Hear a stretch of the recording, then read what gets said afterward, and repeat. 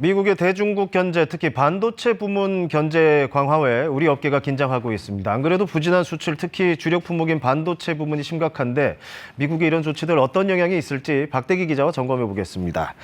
자, 지금 미국이 보조금 정책으로 여러 조건들을 얘기하고 있단 말이죠. 일단 이 보조금을 어떻게 주겠다는 거죠? 네, 미국의 공장을 짓는 반도체 기업들에게 대해서 총 50조 원의 보조금을 주겠다는 겁니다. 네. 지난해 통과된 미국의 반도체법에 따른 보조금인데요. 이 공장을 짓는 데 들어갈 돈의 5에서 15%를 지원해주는 방식입니다. 예를 들어서 삼성전자가 미국의 텍사스 테일러시에 20조 원을 들여서 공장을 짓고 있습니다. 이 지원을 받는다면 15%인 최대 3조 원까지 받을 수 있고요. 네. 이외에도 미국 정부의 대출과 보증까지 포함하면 7조 원 정도를 직간접으로 지원을 받게 됩니다. 그러니까 이 보조금 금액이 상당히 크네요. 이렇게 큰 만큼 결국 조건들을 이제 붙인 거잖아요. 박대기 기자가 몇 가지 분석을 했는데 하나씩 짚어보죠. 네, 제가 봤을 때 가장 문제가 되는 조건은 우리 반도체 기업의 영업 비밀이 흘러나갈 우려가 있는 조건입니다. 네. 지급 대상을 평가한다면서 기준을 만들었는데 이런 말이 있습니다. 실험, 생산이나 국가안보 사업에 필요한 반도체 시설에 대한 접근권을 제공할 지원자를 찾는다라는 말인데요. 네. 이 말을 어떻게 해석하느냐가 관건인데 단순히 미국 정부가 반도체를 살 권리를 넘어서 공장에 들어가 볼 수 있는 권리를 뜻하는 말이라면은 우리 기업들로서는 매우 우려할 수밖에 없는 조건입니다. 네, 시설에 대한 접근권 그렇게 좀 우려가 될 수도 있겠네요. 그리고 뭐 몇 가지 보도들도 나오고 있지만 초과 이익을 공유한다 이런 얘기가 있던데 이것도 지금 논란이잖아요. 네, 그렇습니다. 이 지원금을 받는 기업이 예상보다 훨씬 많은 이익을 얻은 경우에는 이익을 미국 정부와 공유해야 한다는 조건이 따라붙습니다. 네. 다만 미국 정부가 준 지원금의 75%까지만 환수가 됩니다. 예를 들어서 SK 하이닉스가 미국 정부로부터 1조 원의 지원금을 받은 뒤에 네. 예상을 뛰어넘는 이익을 봤다면 7,500억 원까지는 돌려받는다는 이야기입니다. 네. 이 지원금을 줘놓고 다시 75% 환수하겠다니 논란이 될 수밖에 없는 이야기입니다. 이렇게 해석도 가능하겠네요. 그만큼의 성과가 우리의 보조금 덕분이니까 상당 부분 토해내라. 네. 뭐 이렇게도 볼 수도 있겠네요. 자, 결국 근데 이 보조금 정책이나 여러 강화 조치들이 중국을 겨냥하고 있잖아요. 네, 그렇습니다. 뭐 이미 보도가 됐던 내용이지만 지원금을 받으면 10년 동안은 중국 공장을 확장할 수 없게 됩니다. 네. 문제는 이미 가동하고 있는 공장은 어떻게 되는가 하는 점입니다. 이 반도체 공장은 끊임없이 수리를 받아야 되는 데다가 이 주기적으로 최신 제품 생산 라인으로 교체를 하는 투자도 필요합니다. 그렇죠. 이미 미국은 중국으로의 첨단 반도체 장비 수출을 금지하면서 이 삼성과 SK의 중국 공장에는 1년 유예를 줬습니다. 네. 여기다 더해서 앞으로 나올 이른바 가드레일이라는 세부 조건에서 중국 내 기존 공장의 생산 라인 교체도 제한받을 수 있다는 점이 우려되고 있습니다. 우리 기업들이 이미 중국에 투자도 많이 했고 지금 공장도 많이 운영을 하고 있잖아요. 네, 그렇습니다. 이 삼성전자는 중국 시안 공장에만 30조 원을 투자를 했습니다. 네. 여기서 삼성이 만드는 낸드 플래시 메모리 40%가 만들어집니다. SK는 우시에 디램 공장이 있는데 자사 디램의 40%를 여기서 만듭니다. 네. SK 다렌 낸드 플래시 공장에서도 자사 물량의 20%가 생산되고 있습니다. 이처럼 이미 투자한 규모가 상당하기 때문에 이 기업 입장에서는 미국과 협상을 통해서 시간을 벌 수밖에 없는 그런 입장입니다. 그러니까 그 협상, 그러니까 이 기업들 입장에서는 보조금 정책을 따를 것이냐 아니면 우리 이거 안 받고 독자적으로 견뎌나갈 것이냐 좀 손익계산을 해봐야 되는 상황이긴 한데 네. 그럴 수도 없는 상황이잖아요. 네, 그렇습니다.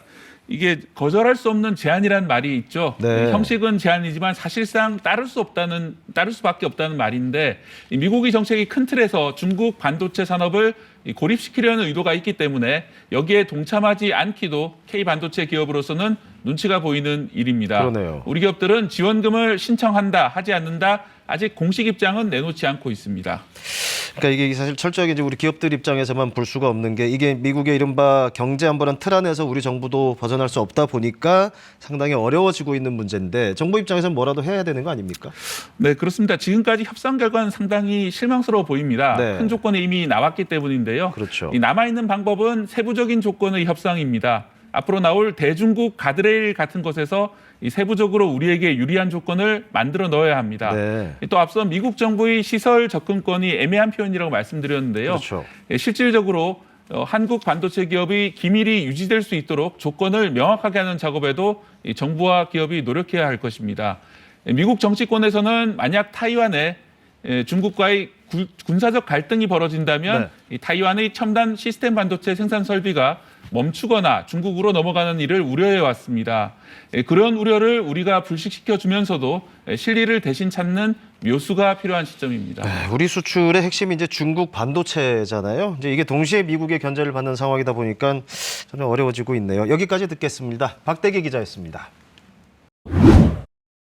네, 이어서 가라앉은 수출 소식입니다. 5달 연속 마이너스를 기록하면서 무역 수지 역시 1년 내내 적자입니다.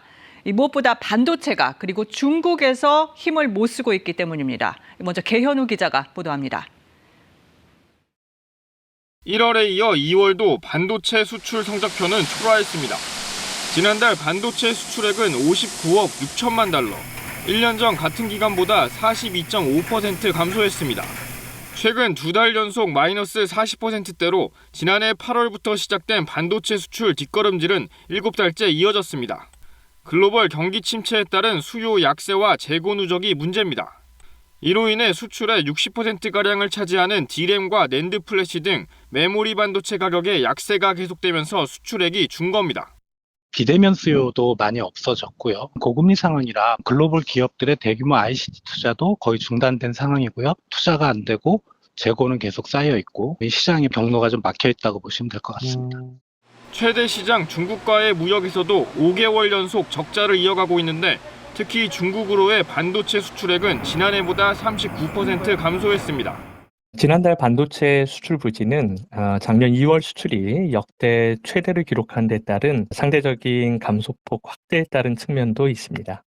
이에 따라 지난달 전체 수출액은 지난해 같은 달과 비교해 7.5% 감소한 501억 달러로 5개월 연속 마이너스를 기록했습니다. 하지만 에너지 수입이 늘면서 수입은 3.6% 증가해 결국 무역 수지는 53억 달러 적자를 기록했습니다. 25년여 만에 12개월 연속 적자입니다. 적자 행진을 끊어낼 특별한 돌파구가 보이지 않는 상황. 정부는 일단 지난달 마련한 범정보 수출 확대 전략 이행에 총력을 기울인다는 방침입니다. KBS 뉴스 개현우입니다. 일본의 네로라 하는 8개 대기업이 함께 설립한 업체가 인공지능 등에 쓰이는 차세대 반도체 생산 공장을 홋카이도에 짓겠다고 발표했습니다. 아직 개발되지 않은 2나노급 첨단 반도체를 2027년까지 양산하는 걸 목표로 우리 돈 약 48조 원을 투자하겠다고 밝혔는데요. 이 소식은 도쿄에서 박원기 특파원이 전해왔습니다. 일본 최북단 홋카이도의 관문 신치토세 공항입니다. 일본 반도체 기업 라피더스가 공항 인근 공업단지를 차세대 반도체 공장 건설지로 결정했다고 발표했습니다. 北海道千歳市を我々ラピダスのですね、新たな工場を建設する場所として決定する。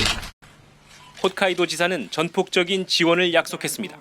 半導体の研究者や技術者、今最も必要とされるそういった人材がこの北海道に集積をされていくということも期待がされますので 라피더스는 양자 컴퓨터와 인공지능 등에 쓰일 차세대 반도체 양산을 목표로 토요타와 소니, 소프트뱅크 등 일본의 8개 주요 기업이 지난해 11월 공동 설립했습니다. 세계에서 아직 생산 기술이 확립되지 않은 2나노 공정의 반도체를 2027년부터 양산하겠다는 계획인데 5조 엔, 우리 돈 약 48조 원을 투자할 방침으로 알려졌습니다. 한국, 타이완에 비해 10년 이상 뒤처진 것으로 평가받는 반도체 기술 수준을 향상하기 위해 미국 IBM 등과도 손잡았습니다. 일본은 이미 반도체 위탁 생산 분야 세계 1위 업체인 TSMC 공장을 유치하는 등 해외 기업을 끌어들이고 정부 지원을 강화하면서 자국 내 반도체 생산에 박차를 가하고 있습니다. 半導体の重要性っていうのがますます大きくなっている。その問題から逃れることはできないわけですね。その目の前にある問題にいかに正面から立ち向かっていくかということが重要なわけで。 일본의 이런 움직임엔 미중 대립 속 반도체 패권 경쟁에서 결코 이탈해선 안 된다는 위기의식이 깔려 있습니다. 이런 위기는 비단 일본에게만 해당되는 건 아닐 것입니다. 도쿄에서 KBS 뉴스 박원기입니다. 최근 대화형 인공지능 AI 챗 GPT의 돌풍 이후 세계 주요 기업들이 인공지능 주도권을 놓고 치열한 경쟁을 펼치고 있습니다. 이런 상황이 우리 반도체 산업에는 새로운 재도약의 기회가 될 수 있다는 분석도 나오는데요. AI 기술의 확산이 우리 반도체 업계에 주는 의미를 신지수 기자가 짚어봤습니다. IT 혁명을 불러온 챗 GPT. 무수한 연산을 짧은 시간에 처리하는 건 GPU, 즉 그래픽 처리 장치 덕분입니다. 챗 GPT 구동에 GPU 만여 개가 들어가는데 여기에 SK 하이닉스의 고성능 메모리 반도체가 적용돼 있습니다. 차세대 전략 제품인 HBM은 업계 최고의 경쟁력을 바탕으로 초격차 수준의 시장 점유율을 유지하고 있습니다.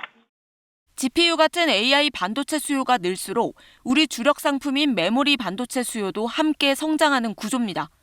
AI 반도체 시장 규모는 2020년 220억 달러에서 오는 26년 861억 달러로 4배 가까이 성장할 것으로 전망됩니다. 혹한기를 맞은 반도체 업계에 새로운 기회가 될 수 있습니다. 자연어 기반 대화형 AI 서비스가 미래 메모리 수요에 긍정적 영향이 있을 것으로 저희도 기대하고 있습니다. 하지만 메모리 분야의 안주에서는 시장을 선점하기 힘듭니다. AI의 두뇌에 해당하는 비메모리, 특히 연산을 담당하는 시스템 반도체에 대한 전략이 필요합니다. 저전력 고속연산 기능과 정보 저장 메모리를 한데 묶은 지능형 반도체 기술이 대안으로 꼽힙니다. 메모리 안에서 연산도 가능하다면 더 고속 연산이 되기 때문에 우리의 강점을 살리면서 시스템 IC 쪽으로 우리가 확대해 나갈 수 있는 지름길이 될 수가 있거든요. 삼성전자와 네이버가 AI 반도체 공동 개발을 선언한 가운데 정부도 2030년까지 8,200여억 원을 투자해 차세대 AI 반도체 개발을 지원하기로 했습니다. KBS 뉴스 신지수입니다.